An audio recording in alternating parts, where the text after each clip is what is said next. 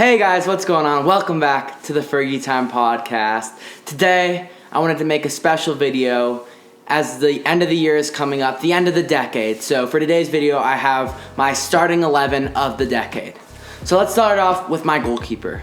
I chose Manuel Neuer, right? Consistency throughout. I mean, he is just a sensational keeper. Third in the Ballon d'Or voting. Has won the World Cup with Germany. Has achieved so much with Bayern Munich, including winning a Champions League and also the Bundesliga several times. I think just throughout this decade, he has been so consistently great. Even though I wouldn't say he's the best right now, he's definitely still in that conversation and has been throughout the entire decade, and at certain points just been head and shoulders above every other goalkeeper in the world. Moving on to my right back, I have Dani Alves. Dani Alves has helped change the game in terms of how fullbacks play, how we look at them. He's been an attacking threat. He's played in multiple amazing clubs. He's played for Barcelona, has played for PSG, has played for Juventus, and achieved the most at all of them. He's done so much. Getting forward, he's a threat. Great defender, great 1v1 player, and has won everywhere he's gone, right? He has won with Barcelona. He's won a Champions League. He's won La Liga. And then he's won Serie A. And he's also won the French League as well. So I think he's just such a special player out at right back and someone we can't overlook. There's no one who has the amount of success that he has at right back and has been a threat going forward and as good defensively as he's been for this whole decade. So I have Dani Alves as my right back. For the center backs, interesting, it was a little harder. I had Chiellini and I had Ramos. Starting off with Chiellini, I think he's an interesting pick because he's made Juventus as strong as they have been in this decade, right? I think Juventus have won Serie A 7 or 8 times in a row now, which they were always a dominant club, but never to this level. And he's been the mainstay throughout that. So I think he has really helped Juventus in achieving what they have achieved in recent years. And he's just such a solid player. I mean, a very reliable defender. He's helped Juventus get to games like the Champions League final and have done very well throughout Europe. And I think he is such a smart player, just a great defender, and that's someone I would want to have in my team of the decade for sure. So on the other side, we have Ramos, who is an interesting pick, and I think it's undeniable he should be in this side because what he can do as a center back, not only defensively, but going forward as well. And then also what he's achieved, right? He's been a mainstay in Real Madrid's success. Without Ramos, I don't think Real Madrid would have had nearly as good of a shot at winning 3 Champions League in a row. That's right, 3 Champions Leagues with Sergio Ramos. And he's contributed in all of them. And his goal-scoring threat is something special, right? In big games, there's been so many times where Ramos has come up for a header and scored the game winner. So I think Ramos is very deserving as well and has achieved so much with both club and country, also winning the World Cup with Spain in 2010. As my left back, I have another player from La Liga, and it is Marcelo.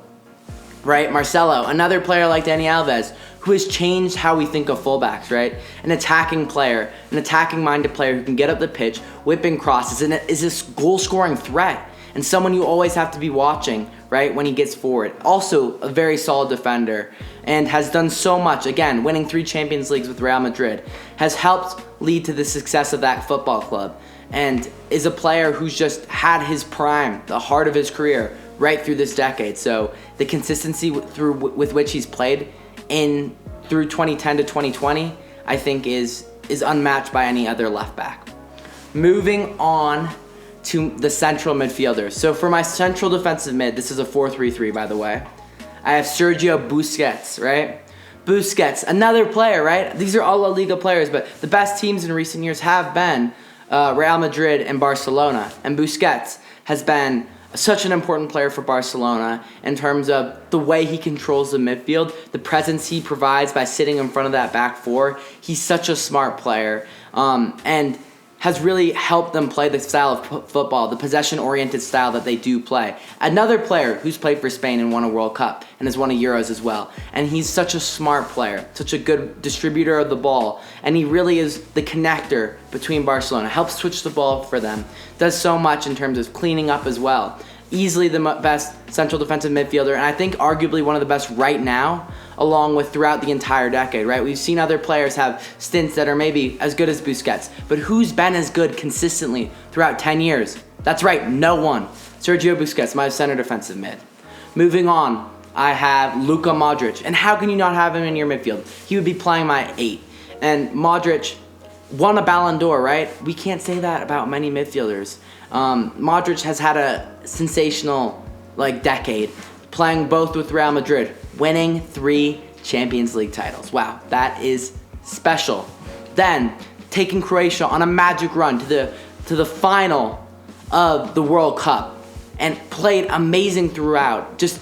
He was on the ball so much and doing so much for that Croatian team and helped them get to the finals of the World Cup. And without him, they could have never done it, couldn't even have imagined it. And then also, on top of that, then winning the Ballon d'Or, whether or not you think he was deserving or not, still should have been in the conversation and won it. So I think that's, again, another testament to how special he is, and that's why he's in my starting 11 of the decade. Moving on to the 10, Andres Iniesta. Andres Iniesta. Without Andres Iniesta, Messi would still be a very, very good player, but wouldn't have achieved everything he has. Iniesta, one of the most creative and smart players ever, and in this decade, one of the best, because he is such a creative player, so good on the ball, has eyes in the back of his head, the way he checks his shoulder constantly, just checking, and that allows him to be such a creative, smart player. He is able to play that ball in behind. He's a great distributor of the ball, and he has finesse to everything he does, right? He can slot a ball in behind, can hit a diagonal, can chip a ball in behind. He can play it with any part of his boot. He's just a special, talented player whose ability allows him to achieve so much. And it's like that technical ability is not something every player has. And with him, you have a technical player, but also a very, very smart player. He's always mentally turned on. And he's been a major part of Barcelona's success, and then again, Spain's success, right?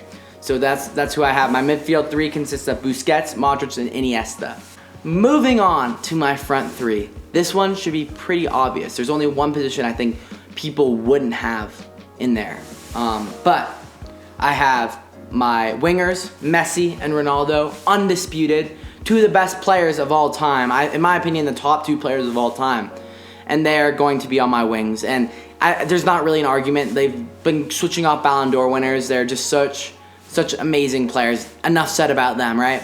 My forward, my striker, Suarez.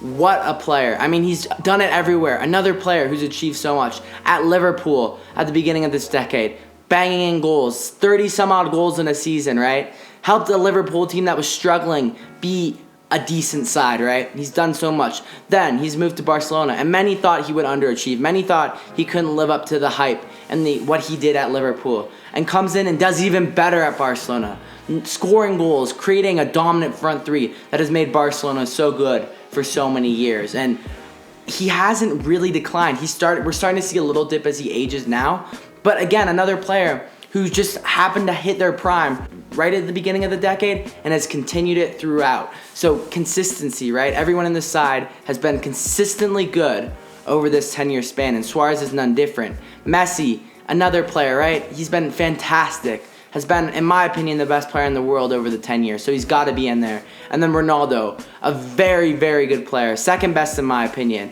over the 10-year span, and has been fantastic. And I want to add in one more thing. My manager for this decade would be Pep Guardiola.